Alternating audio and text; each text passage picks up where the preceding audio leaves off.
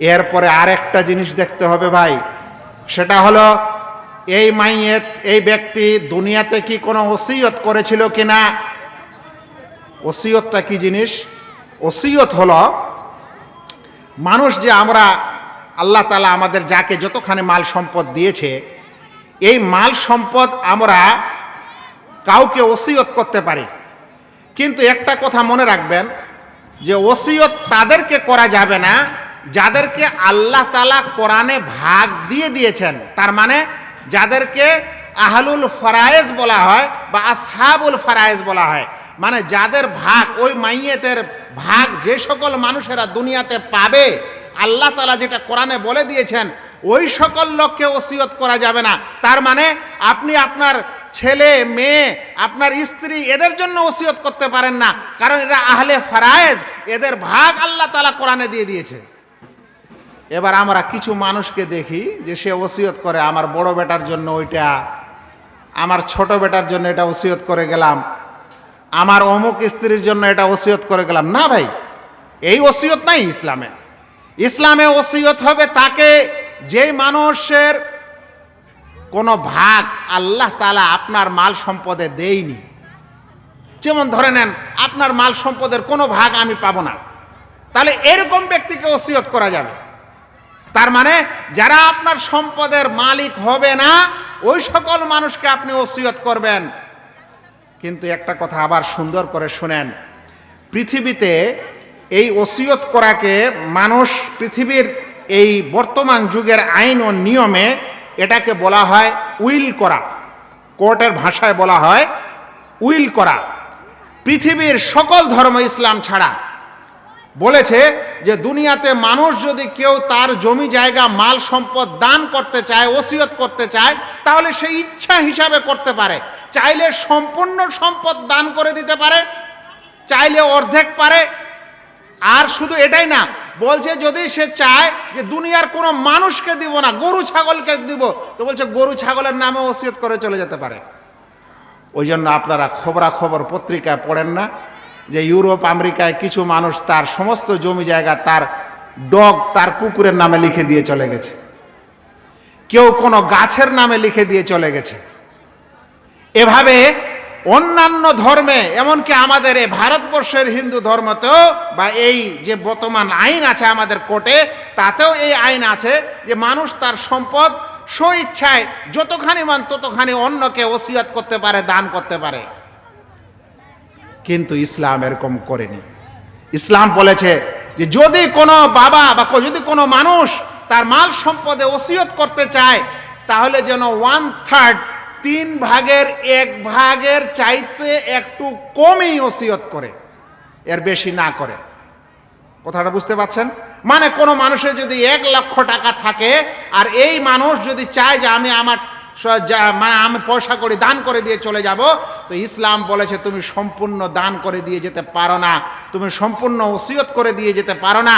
তুমি ওই 3 ভাগের 1 ভাগ আর 1 ভাগের চাইতে একটু কম করো, এতখানি ওসিয়ত করতে পারো। সম্পূর্ণ মাল সম্পদ কাউকে উইল করে দিয়ে যেতে পারো না। বলবেন ভাই কেন? অন্যান্য ধর্ম, অন্যান্য আইনে তো সবই করা যায়। শুনেন, এ সম্পর্কে প্রিয় নবী মুহাম্মদ মুস্তাফা সাল্লাল্লাহু আলাইহি ওয়াসাল্লামের একটি হাদিস, একটি ঘটনাটি সাদ বিন আবি ওয়াক্কাস রাদিয়াল্লাহু তাআলা আনহুর ঘটনা।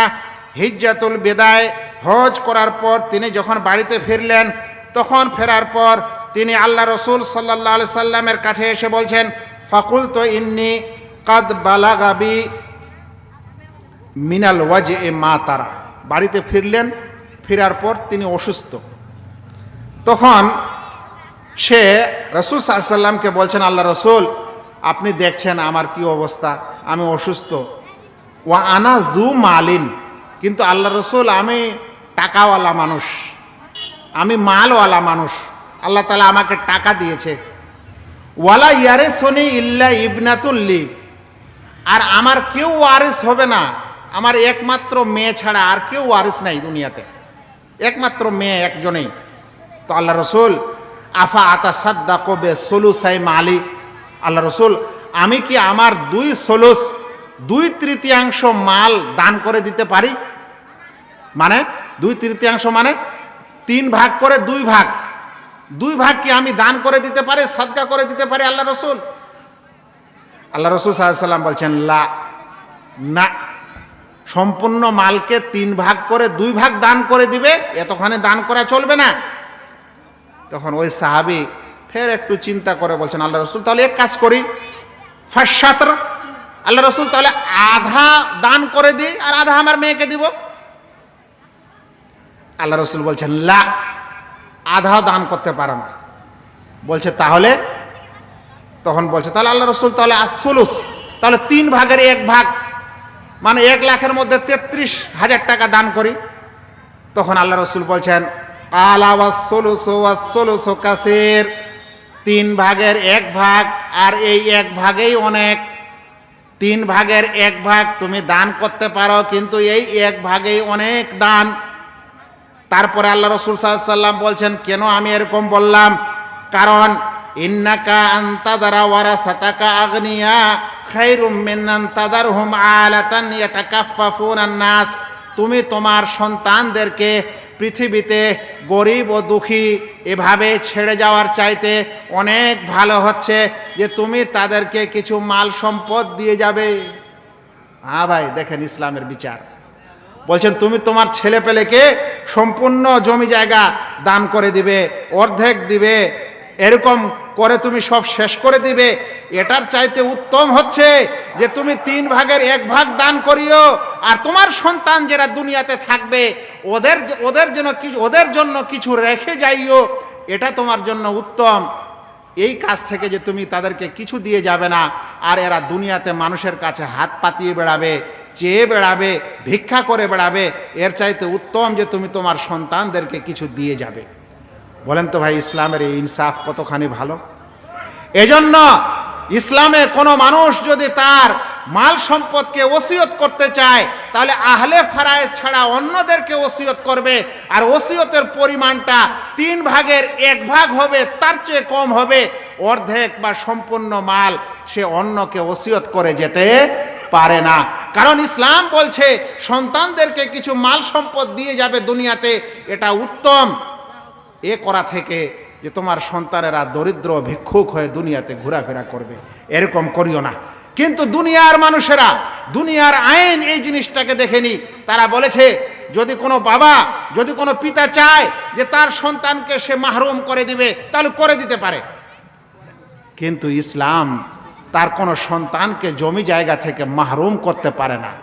যদিও তার সন্তান দুষ্ট হয়, তবুও তাকে ত্যায্য পুত্র করতে পারে না। ইসলামে ত্যায্য পুত্র বলে কোনো জিনিস নাই। কিছু মানুষ করে না যে আমার অমুক ছেলে খারাপ সন্তান, আমার কথা শুনে না, আমি ত্যায্য পুত্র করে দিলাম। কোর্টে গিয়ে আবার ত্যায্য পুত্র নামা ইত্যাদি লিখে নিয়ে এসে তাকে জমি জায়গা ইত্যাদি থেকে বেদখল করে দিবেন না। ইসলামে এটা করা যাবে না। আপনার মৃত্যুর পর আপনার জমি জায়গার ভাগ সেও ওইরকমই পাবে যেরকম অন্য সন্তানেরা পাবে।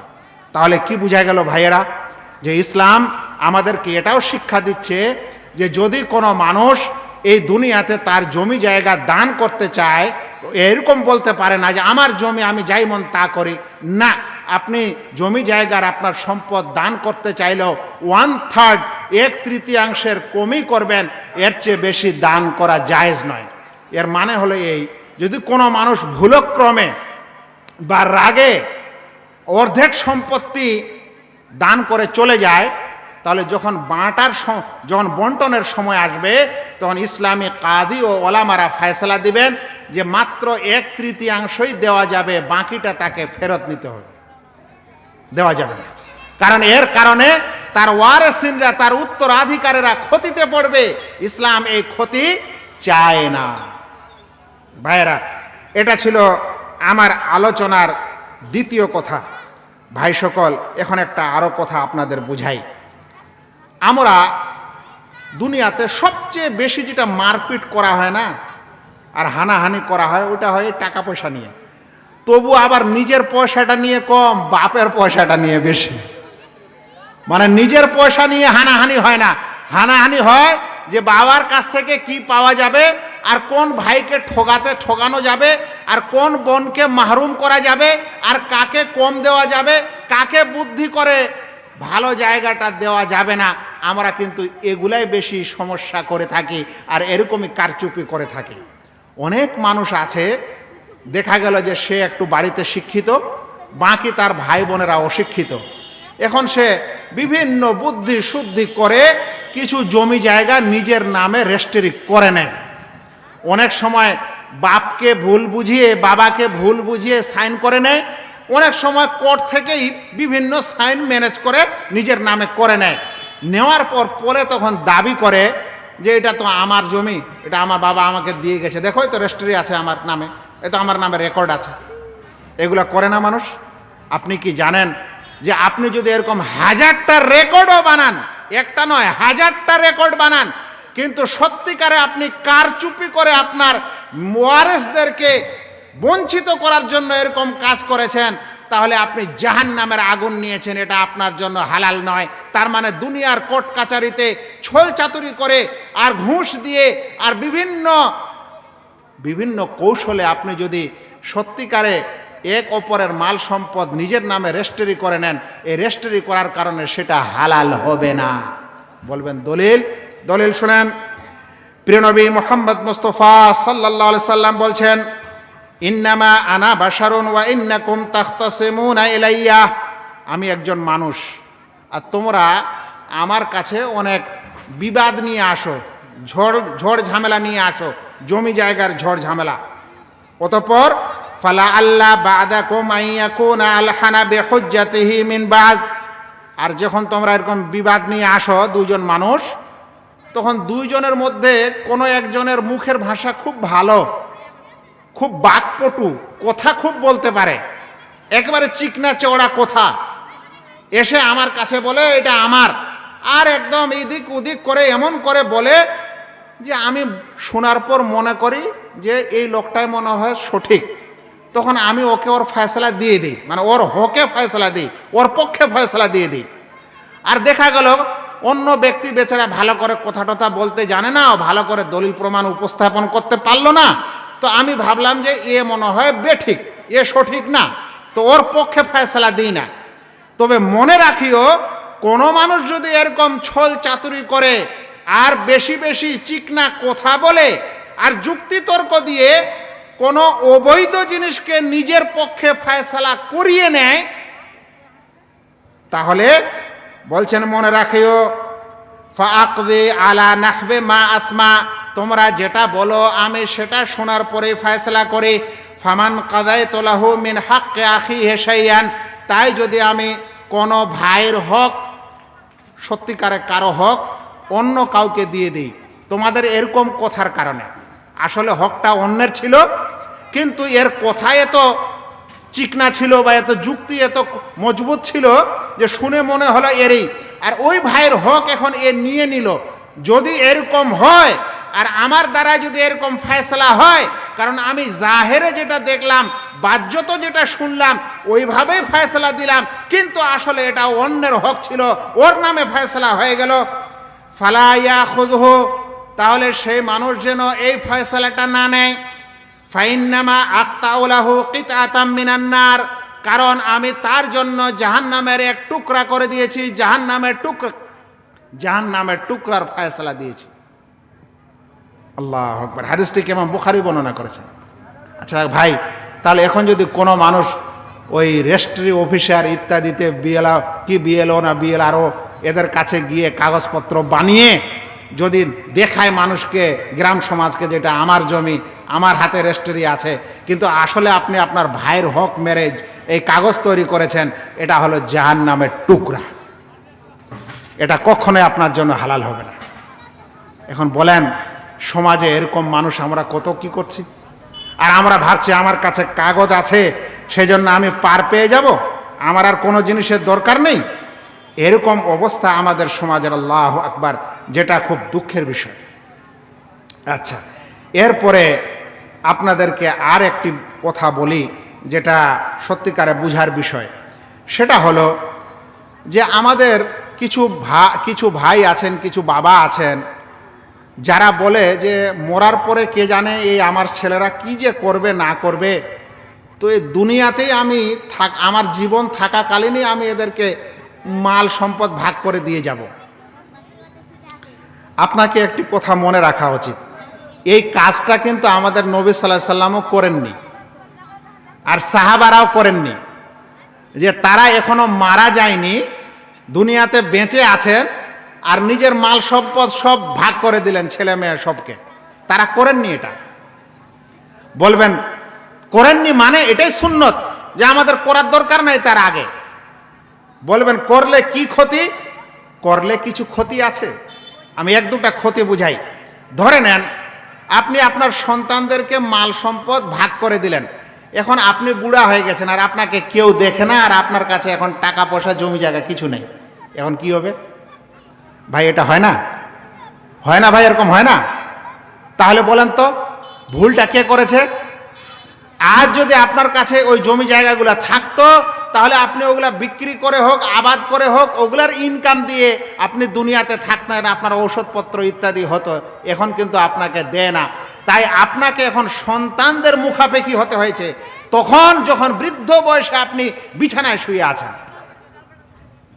আচ্ছা, আর কি ক্ষতি হয়?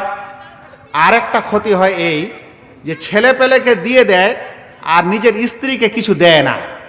অথচ স্ত্রী হচ্ছে আসহাবুল ফরুজ। ওকে আল্লাহ তাআলা যদি কোনো ব্যক্তির যদি সন্তান থাকে আর ওই স্বামী যদি মারা যায়, তাহলে সন্তান থাকলে একজন স্ত্রী তার স্বামীর সমস্ত জমি জায়গার 8 ভাগের 1 ভাগ পায়। এটা আল্লাহ ফয়সালা দিয়েছেন। আর সন্তান যদি না থাকে তাহলে 4 ভাগের 1 ভাগ পাবে, আর সন্তান যদি থাকে তাহলে স্ত্রী 8 ভাগের 1 ভাগ পাবে। এখন সন্তানকে আপনি জমি জায়গা দিয়ে দিলেন, আর আপনার স্ত্রী ওকে কেন মারুম করলেন? আচ্ছা, তৃতীয় সমস্যা কি হবে? আগে বন্টন করলে তৃতীয় সমস্যা হবে কি, যে ধরে নেন আপনি ভাগ করে দিলেন, এবছর ভাগ করে দিলেন, আর 1 মাস 1 বছর পর আপনার এক ছেলে মারা গেল।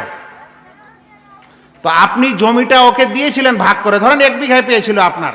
এখন আপনার ওই ছেলেটা মারা গেল আপনার দুনিয়াতে থাকতেই, এখন ফের জমিটার ভাগ কিভাবে হবে? তার মানে ওই জমিটা যে দিয়েছেন, ওই জমিটার ভাগ আবার আপনার কাছে ঘুরে আসবে। তো এত ঝামেলা আপনাকে করতে কে বলে? এত ঝামেলা আপনাকে করতে কে বলে? শুনেন ভাইয়েরা, তাহলে কি বেঁচে থাকতে আমরা ছেলে মেয়েদের কিছু দিতে পারি না? জি, আমরা বেঁচে থাকতে ছেলে মেয়েদের দিতে পারি, কিন্তু ওটা মিরাস হিসাবে নয়, ওটা দিতে পারেন দান হিসাবে, হেবা হিসাবে। দান হিসাবে, হেবা হিসাবে, যে আমি আমার সন্তানকে কিছু দান করতে চাই, এই দান হিসাবে দিতে পারেন। কিন্তু আপনি মিরাস হিসাবে দিতে পারেন না, যে আপনার মৃত্যুর পর আল্লাহ তাআলার যেই নিয়ম আছে ফারায়েজের, সেই ফারায়েজের নিয়ম এখনই আপনি বেটে দিয়ে চলে যাবেন দুনিয়াতে বেঁচে থাকতে, এই নীতিতে দেওয়া জায়েজ নয়। তবে আপনি যদি কিছু দান করে দিয়ে যেতে চান সন্তানদেরকে, ওটাকে আরবি ভাষায় 3টা নাম আছে। একটাকে বলা হয় আতিয়া, একটাকে বলা হয় নেহলা, আর একটাকে বলা হয় হেবা। হেবাটা আমরা জানি, হেবা নামা রেজিস্ট্রি অফিসেও কিন্তু হয়। তো এই যে কোনো 3 প্রকারে আপনি দিতে পারেন। এখন এই সময় যখন আপনি সন্তানকে কোনো জিনিস দান করবেন, আপনার 2 ছেলে 2 মেয়ে আছে, 3 ছেলে 5 মেয়ে আছে, তাহলে দান করবেন যখন, তাহলে কিভাবে করবেন? শুনেন, এ সম্পর্কে একটি সুন্দর হাদিসটিকে ইমাম বুখারী 2587 নম্বর হাদিসে বর্ণনা করছেন, এবং ইমাম মুসলিম 1623 নম্বরে বর্ণনা করছেন। বর্ণনাটি এসছে নু'মান বিন বাশির রাদিয়াল্লাহু তাআলা আনহু হতে। কি হয়েছিল? এই নু'মান বিন বাশির ক্বালা তাসাদ্দাকা আলাইয়া আবি বিবাদে মালি, আমার বাবা আমাকে কিছু জিনিস দান করে দিলেন। এটা বলছে কে? নু'মান বিন বাশির। তো নু'মান ওই লোকের নাম, নু'মান বিন বাশির, আর তার বাবার নাম হচ্ছে বাশির। তাহলে বাশির তার ছেলে নু'মানকে কিছু জিনিস, কিছু মাল দান করেছিল। তখন ফাকালাত উম্মি আমরা লা আরদা হাত্তা তুশহিদা রাসূলুল্লাহ সাল্লাল্লাহু আলাইহি ওয়াসাল্লাম।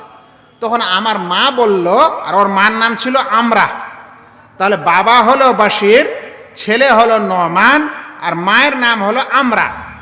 তো বাশির নু'মানকে কিছু দান করেছে মাল সম্পদ। এবার বাশিরের মা আমরা বলছে যে আমি এই কথা ততক্ষণে ভালো করে মানব না যতক্ষণে রসুল সাল্লাল্লাহু আলাইহি সাল্লামকে এর উপর সাক্ষী না রাখো, যে তুমি কি বলে যে নমানকে এই জিনিস দিলে, এর সাক্ষী যতক্ষণে আল্লাহর রসুলকে না রাখো ততক্ষণ পর্যন্ত আমি তো ভালো করে বিশ্বাস করতে পারি না, মানতে পারি না। তখন বাশিরকে নিয়ে তার বাবা আল্লাহ রসুল সাল্লাল্লাহু আলাইহি সাল্লামের কাছে গেলেন। ফানতালাকা আবি লিয়ুশহিদাহু আলা সাদাকাতি, আমাকে নিয়ে আমার বাবা আল্লাহ রসুল সাল্লাল্লাহু আলাইহি সাল্লামের কাছে গেলেন যেন আমার এই দানে তিনি সাক্ষী থাকেন। ফাকাল লাহু রাসূলুল্লাহ, আল্লাহ রসুল সাল্লাল্লাহু আলাইহি সাল্লাম শোনার পর বললেন, আফআলতা হাযা বিওয়ালাদিকা কুল্লিহিম, তুমি এরকম তোমার সব সন্তানের বেলায় করেছো তো? তোমার সব সন্তানকে এভাবে দান করেছো তো? কালা লা, না আল্লাহ রসুল সবকে করিনি, এই নোমানকে করেছি। তখন আল্লাহ রসুল বললেন, ইত্তাকুল্লাহ ওয়াদিলু ফি আওলাদিকুম, তোমরা আল্লাহকে ভয় করো এবং তোমার সন্তানদের মাঝে ইনসাফ করো। আল্লাহু আকবার। আল্লাহ রসুল জিজ্ঞাসা করলেন যে এই তোমার এই ছেলেকেই দিয়েছো না সবকে দিয়েছো? বলছে না আল্লাহ রসুল একেই দিয়েছি। বলছে তাহলে আল্লাহকে ভয় করো আর সব সন্তানের বেলা তোমরা ইনসাফ করো। ফারাজা আবি ফারাদ্দা তিলকা সাদাকা, আমার বাবা তখন ফিরে আসলেন আর ওই দান ঘুরিয়ে নিলেন। এখানে একটা আরো সুন্দর মাসলা আছে, দান করার পর কোনো দান কিন্তু ঘুরিয়ে নেওয়া জায়েজ নয় ভাই। আচ্ছা ঠিক 5-7 মিনিটে শেষ করছি। দান করার পর কোনো দান ঘুরিয়ে নেওয়া জায়েজ নয়, কিন্তু একমাত্র পিতা যদি কাউকে দান করে সন্তানকে, তাহলে ওই দান ঘুরিয়েও পিতা নিতে পারে। দান ঘুরিয়ে নিলেন। আর একটা হাদিসে এসেছে ওই ঘটনায় আল্লাহ রসুল বলছেন, ইয়া বাশির, ওই যে বললাম লোকটার নাম কি ছিল, বাশির, বলছে ইয়া বাশির আলাকা ওয়ালাদুন সেওয়া হাদা, এছাড়াও কি তোমার সন্তান আছে? কালা নাম, হ্যাঁ আল্লাহ রসুল আছে। ফাকালা আকুল্লাহুম ওয়াহাবতালাহুম ইসলা হাদা, প্রত্যেককে এরকমই হেবা করেছো? কালা লা, না আল্লাহ রসুল প্রত্যেককে করেনি। কালা ফালা তুশহিদনি ইযান, তাহলে আমাকে এরকম কাজে সাক্ষী রাখিও না। ফাইন্নী লা আশহাদু আলা জুরিন, আমি কোনো জুলুম ও অত্যাচারের ব্যাপারে সাক্ষী থাকি না। তাহলে কি বোঝা গেল ভাই? দুনিয়াতে যদি কোনো পিতা তার সন্তানকে কিছু দিতে চায়, ধরেন যে 5 কাঠা জমি দিতে চাচ্ছে, তাহলে উচিত হবে তার সকল সন্তানকে বরাবর দিবে। তাহলে উচিত হবে কি সকল সন্তানকে বরাবর দিবে। হ্যাঁ, যদি এরকম হয় যে কোনো সন্তান, কোনো ছেলে বেশি খাটাখাটি করেছে বাপ মায়ের জমিতে, আর বাবা তখন বাকি সন্তানদেরকে বলছে, শোনো তোমার বড় ভাই ছোট থেকে এরকম খাটাখাটি করতে করতে এরকম বড় হয়েছে, তো ওকে আমি 5 কাঠা জমি লিখে দিতে চাচ্ছি, আর ওরা যদি সবাই বলে যে ঠিক আছে, তাহলে কিন্তু আপনি দিতে পারেন, তাহলে কোনো সমস্যা নেই তাদের অনুমতি থাকলে। ওরা যদি অনুমতি না দেয়, তাহলে এখন আপনি যদি সন্তানকে কিছু দিতে চান, তাহলে সবকে বরাবর দিতে হবে। কিন্তু এখানে একটা বুঝার বিষয় আছে আবার, যে আচ্ছা বরাবর যদি আমি দিতে চাই দান স্বরূপ সন্তানদেরকে, তাহলে মেয়েদেরকেও কি বরাবর দিব? কারণ ফারায়েজের বেলা তো ছেলেদের ভাগ ডবল আর মেয়েদের ভাগ একটা। এই কথাটা একটু বুঝাই যে ইসলামে ফারায়েজের নিয়ম হলো, ধরেন একটা ছেলে একটা মেয়ে একজন মানুষের আছে, তো ছেলেটাকে 2 ধরতে হবে আর মেয়েটাকে 1ই ধরতে হবে, তাহলে হয়ে গেল মোট 3 জন। আপনার সম্পূর্ণ সম্পদ 3 ভাগ ভাগ করার পর 2 ভাগ ছেলে পাবে, 1 ভাগ মেয়ে পাবে। এটা ফারায়েজের নিয়মে যখন আপনার সম্পদ বন্টন হবে। কিন্তু আপনি দুনিয়াতে বেঁচে থাকার সময় যখন দান করছেন, তখন কি ফারায়েজের নিয়মে করবেন না একদম সোজা সাপটা বরাবর সবকে দিবেন? বুঝতে পারছেন কথাটি? ওলামারা এখানে মতভেদ করেছেন। কিছু ওলামা বলছেন যে ফারায়েজের নিয়মে বন্টন করা যায়, মানে দান করলে দুনিয়াতে জীবিত অবস্থায় সন্তানদেরকে, ছেলেদেরকে ডবল আর মেয়েদেরকে ওর অর্ধেক দেওয়া যায়। এটা কিছু ওলামার কথা। আর কিছু ওলামা বলছেন না, কারণ এটা তো ফারায়েজের নিয়ম হয়ে গেল, আর ফারায়েজের নিয়মে তো জীবিত থাকা অবস্থায় বন্টন করা জায়েজ নয়। তাহলে ওই নিয়মটা আবার দানের সময়ও কেন হবে? দানের সময় সকলকে বরাবর দিতে হবে। তার মানে আপনি যদি আপনার সন্তানকে দুনিয়াতে কোনো জিনিস দিতে চান, তাহলে আপনার ছেলেকে এবং মেয়েকে সকলকে বরাবর ভাবে দিবেন। কারণ এই হাদিসটাতে বোঝা যাচ্ছে, আল্লাহ রাসূল সাল্লাল্লাহু আলাইহি ওয়াসাল্লাম বললেন, ইয়দিলু ফি আওলাদিকুম, তোমার সন্তানদের মাঝে ইনসাফ করো। আর সন্তানের মধ্যে ছেলে মেয়ে দুটাই পড়ে। এখন বলেন ভাইয়েরা, যে মাল সম্পদ বেঁচে থাকতেই কি বন্টন করে দেওয়া ঠিক? আর যদি ঠিক না হয়, দুনিয়াতে কিছু দান করতে চান, তাহলে কাউকে দিবেন আর কাউকে ছেড়ে দিবেন, এটা হতে পারে না। সবকে দিবেন বরাবর, তাহলে আল্লাহ তাআলার কাছে আপনার কোনো বিচার হবে না।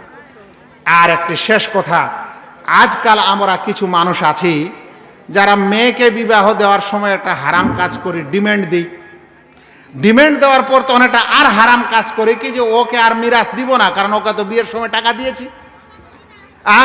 দুইটা হারাম একসাথে আপনি জমা করে দিলেন। আপনাকে ডিমান্ড কে দিতে বলল? ডিমান্ড দেওয়া তো এটা অনইসলামিক প্রথা। আপনি কিছু দিয়েছেন আপনার স্বইচ্ছায়, বিয়ের সময়টা আলাদা কথা, কিন্তু আপনি ডিমান্ড দিচ্ছেন। আবার ওটাকে বরাত দিয়ে আপনি মৃত্যুর সময় আবার ওকে মিরাজ থেকে বঞ্চিত করছেন না। একজন মেয়ে সে শ্বশুর বাড়ি থাকলেও সে বাবার ভাগ অতখানি পাবে যেভাবে আল্লাহ তাআলা দিয়েছে। একটা যদি গাছও হয়, একটা যদি গরুও হয়, 1 কুইন্টাল যদি বাড়িতে চালও হয়, সব কিছুর ভাগ ফারায়েজের নিয়মে হবে। এবং ওই সন্তান, সেটা মেয়ে, সে যদি অন্যের বাড়িতে তার বিবাহ শাদী সব কিছু হয়, তারপরেও সে তার অধিকার অবশ্যই পাবে। যতক্ষণে ও মাফ না করে দেয়, ততক্ষণ পর্যন্ত সব কিছুতে অবশ্যই ফারায়েজের নিয়মে ভাগ দিতে হবে। মনে রাখেন, আখিরাতে কিয়ামতের দিনে যেই সকল মানুষেরা মানুষের হক ও অধিকারকে নষ্ট করে, সেই মানুষ পাহাড় বরাবর নেকি নিয়ে আসবে।